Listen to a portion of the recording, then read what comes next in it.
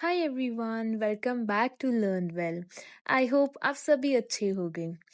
और अगर आपने मेरे चैनल को सब्सक्राइब नहीं किया है तो प्लीज़ जल्दी जाके इसे सब्सक्राइब कर लीजिए और बेल आइकन को दबाना मत भूलना ताकि आपको मेरे नए वीडियोस का अपडेट मिलता रहे।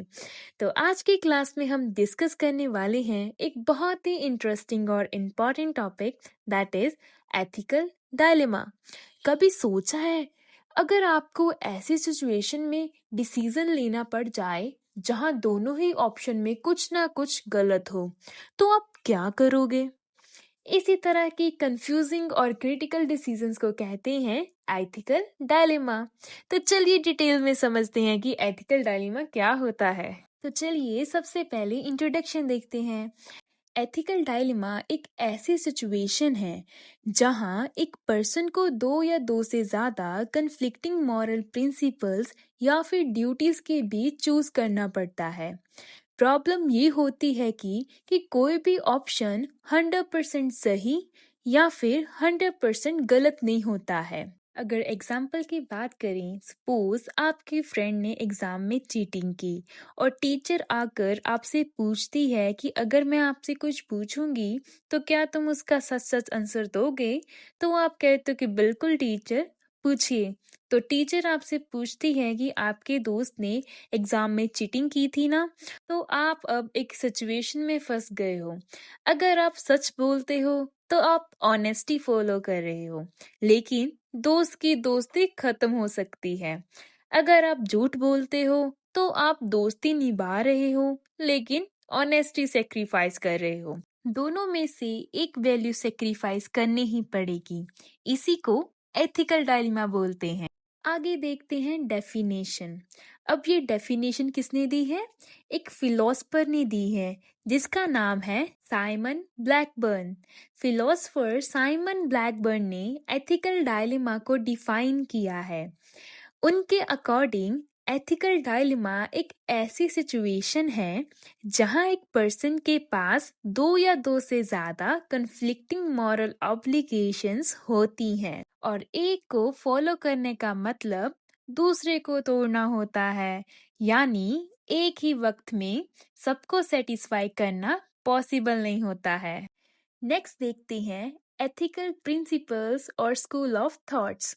अब क्वेश्चन आता है कि ऐसे डायलेमास को सॉल्व कैसे करें। इसके लिए कुछ एथिकल स्कूल ऑफ थॉट्स हैं। There are 4 types of thought. सबसे पहले है utilitarian ethics, second is deontological ethics, third is virtue ethic and fourth is discourse ethics. Utilitarian ethics में क्या होता है? सबसे ज्यादा बेनिफिट्स और सबसे कम नुकसान। एग्जाम्पल, अगर एक डिसीजन से 10 लोग बचते हैं और दूसरे से सिर्फ एक, तो यूटिलिटेरियन अप्रोच 10 लोगों को बचाने को प्रेफरेंस करेगी, ना कि बजाय एक को। Second is deontological ethics. Deontological ethics क्या होता है? अब इसमें होता है कि रूल्स और ड्यूटीज फॉलो करनी होती हैं, चाहे उसका रिजल्ट जो भी हो। एग्जाम्पल, अगर रूल है कि चीटिंग मत करो, तो रूल को तोड़ना अलाउड नहीं है। Third is virtue ethics. Virtue ethics में होता है कि डिसीजन ऐसे हों जो ऑनेस्टी, जस्टिस और कंपैशन जैसे वर्च्यू को रिफ्लेक्ट करे। And last is discourse ethics. सब स्टेक होल्डर्स यानी अफेक्टेड लोगों की बात सुनना और उनकी फीलिंग्स को कंसीडर करना। ठीक है, मतलब एक एथिकल डायलेमा का सॉल्यूशन डिपेंड करता है कि आप किस प्रिंसिपल को ज्यादा इंपॉर्टेंस देते हो। नेक्स्ट है एग्जाम्पल ऑफ एथिकल डायलेमा। अब एक रियल लाइफ एग्जाम्पल देखते हैं हेल्थ केयर सेक्टर का। एक डॉक्टर के पास एक ही वेंटिलेटर बचा है और दो पेशेंट्स एक साथ आते हैं। Patient A 75 years old with multiple health problems, whereas patient B 30 years old with high survival chances. Dilemma ये है कि अगर वेंटिलेटर पेशेंट ए को देते हैं, इक्वलिटी मेंटेन होती है, लेकिन सर्वाइवल चांसेस लो हैं। ठीक है, अगर वेंटिलेटर पेशेंट बी को देते हैं तो सर्वाइवल चांसेस हाई होते हैं, लेकिन ये एज डिस्क्रिमिनेशन हो जाता है। यहाँ दोनों चॉइसेस की अपने एथिकल जस्टिफिकेशन और कॉस्ट हैं। इसी वजह से इसे एथिकल डायलेमा बोला जाता है। अगर आपको ये लगता है कि ये सिर्फ हेल्थ केयर सेक्टर में अप्लाई होता है, तो आप बिल्कुल गलत हो। एथिकल डायलेमा सिर्फ डॉक्टर या फिर प्रोफेशनल्स को ही नहीं होता है, हम सबको डेली लाइफ में फेस करना पड़ता है। लिए कुछ और छोटी एग्जांपल्स देखते हैं, जैसे कि ऑफिस सिनेरियो ले लो। ठीक है, आपको प्रमोशन मिला है, लेकिन उसके लिए आपको अपने कॉलीग्स को आइडिया अपना नाम लगाकर दिखाना पड़ेगा। अगर एक्सेप्ट करते हो तो करियर ग्रोथ होगा। ठीक है, लेकिन ऑनेस्टी कॉम्प्रोमाइज होगी। और अगर रिफ्यूज करते हो तो ऑनेस्टी बची रहेगी, लेकिन अपॉर्चुनिटी चली जाएगी। ऑफिस सिनेरियो तो देख लिया, अब देखते हैं अगर फ्रेंडशिप में ऐसा हो। आपके दोस्त ने गलती की और आपको पता है। सच बोलते हो तो दोस्ती खत्म हो सकती है, चुप रहते हो तो दोस्ती बची रहेगी, लेकिन ट्रुथ इग्नोर करना पड़ेगा। ठीक है, फ्रेंडशिप के अलावा अगर फैमिली का हो, ठीक है, आपके पास पैसे लिमिटेड हैं और आपको डिसाइड करना है कि उन्हें पेरेंट्स की मेडिसिन पे खर्च करें या फिर बच्चों की स्कूल फीस पे। दोनों ही इम्पोर्टेंट है क्योंकि, लेकिन एक को चूज करना ही पड़ेगा। ये सब situation real life ethical dilemmas होती हैं। नेक्स्ट है process of resolving ethical dilemma. अब इम्पॉर्टेंट बात है कि एथिकल डायलेमा को सॉल्व कैसे करें। इसके लिए एक स्ट्रक्चर प्रोसेस है। सबसे पहले है रिकॉग्नाइज द डायलेमा। डायलेमा को रिकॉग्नाइज करो। उसके बाद है गैदर द इंफॉर्मेशन, सिचुएशन का पूरा डाटा समझें।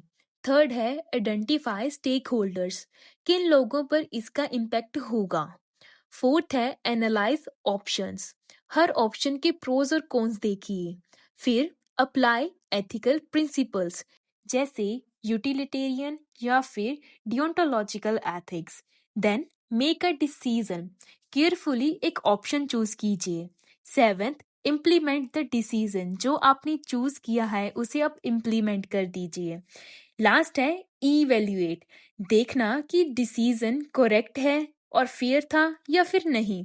इस प्रोसेस से इंश्योर होता है कि डिसीजन पर्सनल प्रेफरेंस पे नहीं, बल्कि स्ट्रक्चर रीजनिंग पे बेस्ड हो। यही देखो लास्ट में लिखा है कि this process helps to ensure that the decision are not just based on personal preference but on structure ethical reasoning. So students, आपने देखा कि एथिकल डायलेमा सिर्फ एक थ्योरी नहीं है, ये हम सबकी लाइफ का हिस्सा है। चाहे वो क्लासरूम हो, चाहे हॉस्पिटल या फिर आपका घर। ऐसे मोमेंट्स आते ही हैं जहां हमें सोच समझकर डिसीजन लेना पड़ता है। एथिकल डायलेमा वो सिचुएशन होती है जहां सिंपल राइट या रॉन्ग आंसर नहीं होता, सिर्फ डिफिकल्ट चॉइस होती है, जहां आपको कन्फ्लिक्टिंग वैल्यूज के बीच डिसाइड करना पड़ता है, जैसे honesty versus loyalty, profit versus fairness या फिर पर्सनल इंटरेस्ट वर्सेस रिस्पॉन्सिबिलिटी। ये सिर्फ पर्सनल लाइफ में ही नहीं, बल्कि बिजनेस और प्रोफेशनल लाइफ में भी कॉमन होता है। मैनेजर्स को भी ऐसी सिचुएशन फेस करनी पड़ती है जहां उन्हें केयरफुली वेट करना पड़ता है कि उनका डिसीजन एम्प्लॉयज, कस्टमर्स और सोसाइटी पे क्या इम्पैक्ट डालेगा। सो स्टूडेंट्स, एथिकल डायलेमा को सॉल्व करने के लिए हमें क्रिटिकल थिंकिंग और मोरल रीजनिंग की ज़रूरत होती है।